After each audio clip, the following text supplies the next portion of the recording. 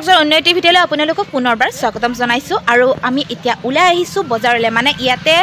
বোলে আজি এখন ডাঙৰ বজাৰ বহিব তাকে ওলাই আহিলোঁ কিন্তু গাইজ যোৱাকালি ইহঁতে ৰাসত গ'ল নলবাৰীলৈ মই নগ'লোঁ কাৰণটো কিয় জানানে মেইন 1 নম্বৰতে মোৰ জোতাযোৰ ফাটি আছে সেই আঠা লগাই লগাই জাৰ্ণি কৰি আছোঁ ইমান দুখ আৰু 2 নম্বৰতে মোৰ মানে ঠাণ্ডা কাপোৰ নাই ভাল তাৰ কাৰণে নগ'লোঁ যাব বহুত ইচ্ছা আছিলে নগ'লোঁ আৰু এতিয়া ওলাই আহিছোঁ মাস্ক এখন কিনিবৰ কাৰণে মাস্ক নাই মোৰ মাস্ক ইমান হেৰাই মাস্ক এখন লাগে ইমান ধূলি মানে ধূলি এতিয়া বহুত ধূলি হৈ গ'ল কাৰণ বৰষুণ নাই না তো ইয়াতে বোলে ডাঙৰ বজাৰ এখন আছে তাকে আমি ওলাই আহিছোঁ আমি 3জনী তলং কৰি আৰু পাৰ্লাৰতো সোমাব লাগিব আমাৰ এওঁ বোলে মেডাম মেনকাই বোলে থ্ৰেডিং কৰিব তাৰ কাৰণে ওলাই আহিছোঁ আৰু আমাৰ ইলাক চাওক ধন্যবাদ থেংক ইউ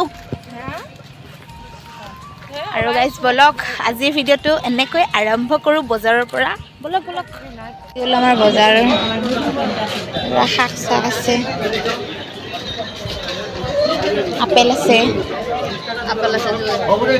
মুড়ি বিস্কুট মোবাইলৰ কভাৰ তই মোৰ লাভাৰ জলপান নিম যাওঁতে ওলাই যাওঁতে লৈ যাম আমাৰ কাটি খাম এই এনেকুৱা বজাৰ আজি ফাৰ্ষ্ট ঘূৰিছোঁ মই কাপোৰ আছে চাওঁ আহা এই মেইন বস্তু যাওঁ কৈ যাওঁ এই ইফালেদি যায় মাজেদি কি ৰূপ ওলাইছে কাপোৰ চাওঁ মালে নাই দেখো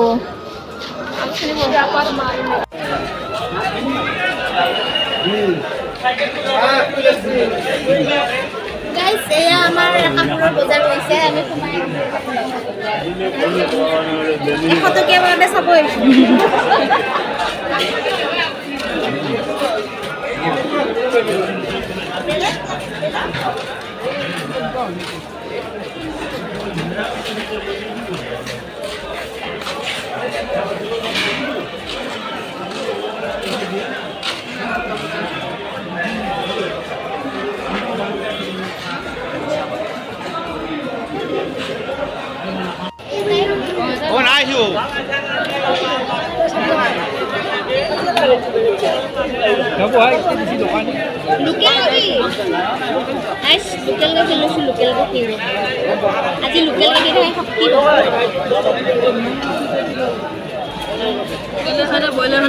আৰু এতিয়া আমি চব্জিৰ ফালে আহিছোঁ চব্জিৰ মেইন হ'ল বিলাহী গতিকে আমি বিলাহী ল'ব আহিছোঁ বিলাহী কি বনাম কি বনাবি মটৰ চটৰ লৈ ল'ম আৰু মটৰ ওলাইছে ধুনীয়া তাজা বিলাহী কেইটা কিমান লৈছে 1 পোৱা লৈছোঁ বিলাহী 3টা উঠিছে 4টা মোক খুচা পইচা নাই দে মই দিওঁ ৰ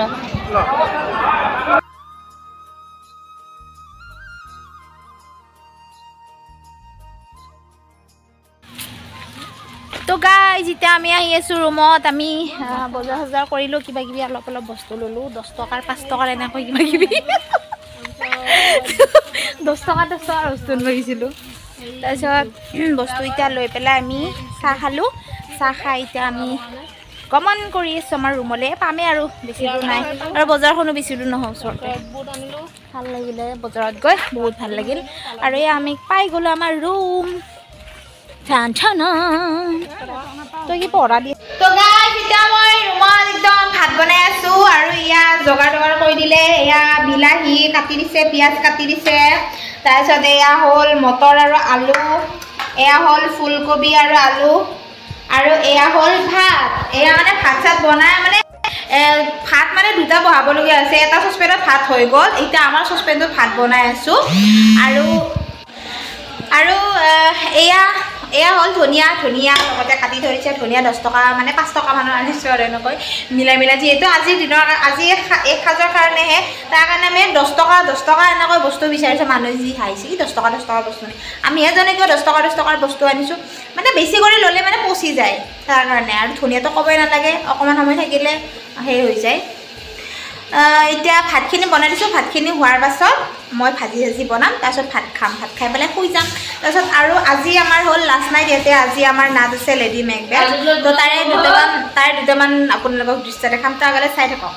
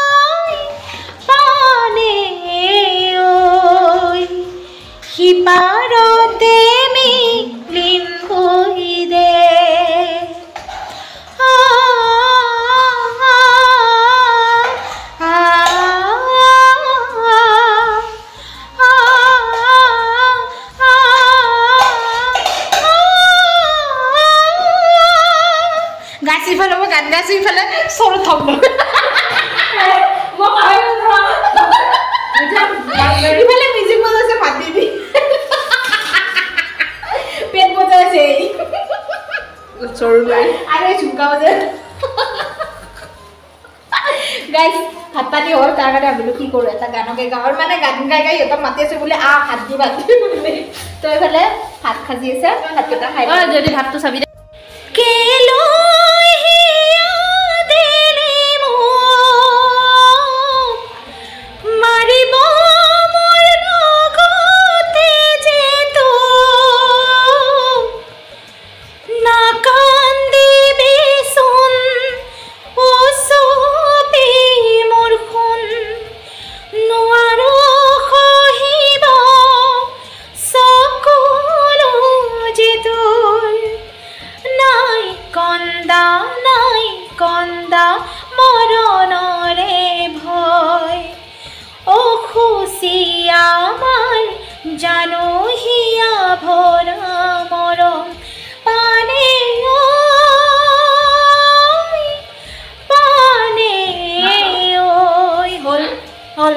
ভাতখিনি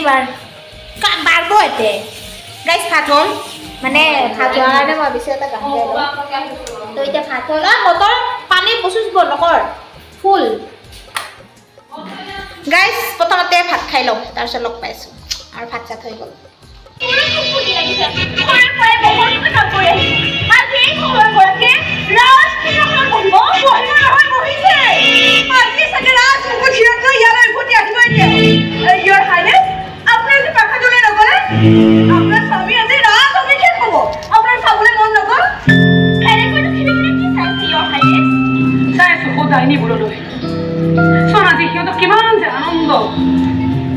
নাচিছে গাইছে সিহঁতে আনন্দটো কৰিব সিহঁতে এদিন কৈছিল হয়তে আপোনাৰ স্বামী এদিন স্কটলেণ্ডৰ ৰজা হ'ব বুলি সহায় সিহঁতক ভৱিষ্যত বাণী আজি আগবঢ়াই ঘূৰি ফলি আনো ভাবিলে দুখ লাগে জানা সিহঁতে মোক লৈ কোনোদিনে একোৱেই নকলে জানা বেলেগ মানুহ আৰু কি ক'ব আপোনাৰ স্বামী স্কটলেণ্ডৰ ৰজা হ'লে আপুনি হ'ব ৰাণী আৰু ৰাণী হোৱাৰ পিছত কি হ'ব ৰজাৰ কাষত ৰাণী হৈ বহাৰ পিছত কি হ'ব কোনেও নাজানে ৰজা ৰাণী হোৱাতে জীৱনৰ সকলো হিচাপ মিলি যোৱাটো বুজাই নেকি ৰাজভোগৰ সোৱাদ মানে জীৱনৰ সকলো ৰস পান কৰি শেষ কৰাটো বুজাই নেকি ক্ষমতা মানে জীৱন অধ্যায়ৰ সমাপ্তি নেকি পৰম প্ৰাপ্তিৰ অন্যতাৰ নামেই ক্ষমতা নেকি এনে বহু প্ৰশ্ন অহৰহ মোৰ মনটোক আঘাত কৰি আছে জানা আৰু এই প্ৰশ্নবোৰৰ আঘাত যে কিমান ভয়াবহ কিমান গুৰুতৰ তাৰ উত্তৰ বিচাৰিহে মই নিৰ্দিষ্ট চাই বহু খিৰিকী কি ডাইনিংৰ হাতত থাকিব পাৰে মোৰ সেই প্ৰশ্নবোৰৰ উত্তৰ স্কটলেণ্ডৰ হাজাৰ জনতা অতি সমবেত হৈছে তুমি শেষ চাবলৈ আমি মুখত দিবলৈ পাই কথা যে আজিৰ পৰাহে আমাৰ দেশ সম্পূৰ্ণ সুৰক্ষিত হ'ব শেখৰ সিংহাসনত বহিছে এজন বীৰ সাহসী যোদ্ধা হ'ল গৈ আছে কিয় এগৰাকী সঁচাতে ভাল লাগিব সঁচাতে প্ৰেমত পৰিব সঁচাতে প্ৰাসাদৰ পৰা আহি সঁচাতে বিয়াও পাতি পেলাব সঁচাতে পত্নীয়ে সুন্দৰ যুৱক এজনক দেখা পালে প্ৰেমত পৰি গ'ল আৰু হঠাতে মোক এৰি গুচি গ'ল মনত বেদা লাগিল সুৰাপান কৰিবলৈ ঘাঁ লাগিল মাৰিবলৈ ঘেৰি আহিলে আৰু এয়া পলাই পলাই ভাড়া দিয়ে ঘাতকৰ কামত লাগি গ'লো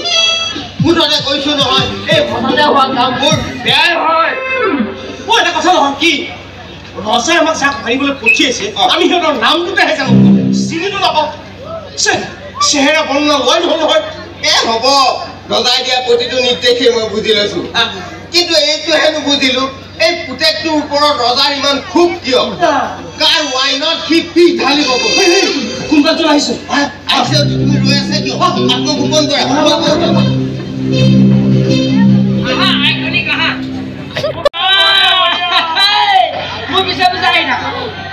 আইকনিক কাজল থাকে আইকনিক কাজল কথা কথা কৈছো তহঁতে নেকি বাপেক পুতেক মূৰত কাৰ গুৰ ভৰাই দিছ আমাৰ দুটাক কিবা বাপেক পুতেক যেন লাগে নেকি হা আমি দুটা বন্ধু হয় বন্ধু মিত্ৰ আইকনি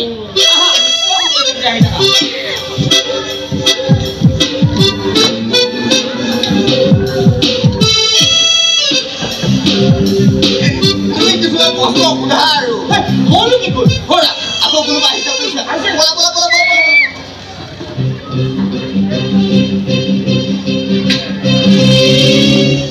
ৰবা এনেকৈ যাব নোৱাৰা প্ৰাসাদলৈ কৈ থৈ যোৱা তোমালোকে নেকি বাপেক পুতেক নহয় নহয় মানে বাপেকৰ জীয়েক পুতেকৰ বোৱাৰী আৰু যদি নহওঁ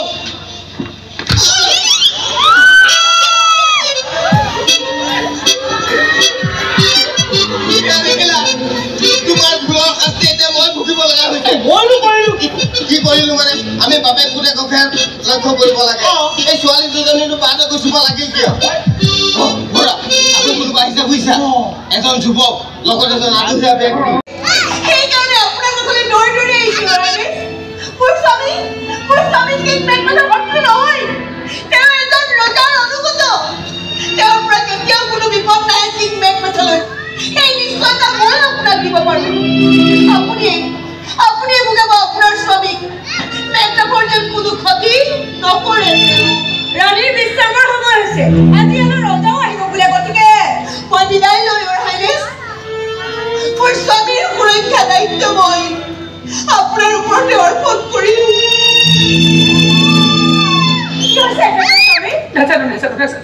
কিন্তু মোৰ স্বামী বহুত কিবা কিবি হৈছে জানা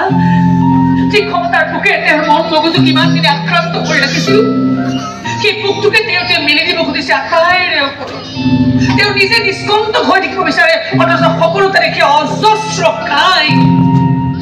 ভবাই নাছিলো জানা যে যি ক্ষমতাৰ ইমান ক্ষমতা বুলি যি মানুহক অন্ধ কৰি পেলাব পাৰে বৰ্বৰ কৰি পেলাব পাৰে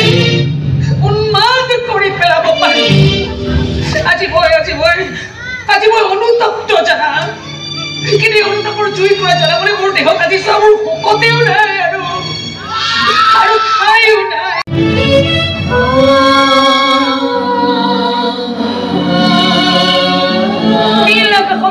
থকাৰ স্বপ্ন দেহত কেৱল বতাহৰ মায়া বিস্ফোৰণ হৃদয়ত কল্প সাগৰৰ কলৰৱ দুচকু দয়া মৰমৰ পৰিব কেনে হেৰাল মানুহৰ প্ৰকৃত সংজ্ঞা উশাহবোৰেও যেন মানি চলে আজি মাথোৰ ৰজাৰ আজ্ঞা আকাল নাই ৰজা আকাল মাথো সততা মানেই যেনে সস্তীয়া অনুশীলন ক্ষমতা মানেই যেনে মতলীয়া বিচৰণ অথবা অহংকাৰী আস্ফালন অথবা অনৈতিক আগ্ৰাসন মই জীয়াই আছো কাৰ বাবে প্ৰতিজন মানুহেই ভাবে কিন্তু দুই একেহে জানে প্ৰতিবাদৰ ভাষা আৰু সেই সেই ভাষাই যেন আজি দেশবাসীৰ একমাত্ৰ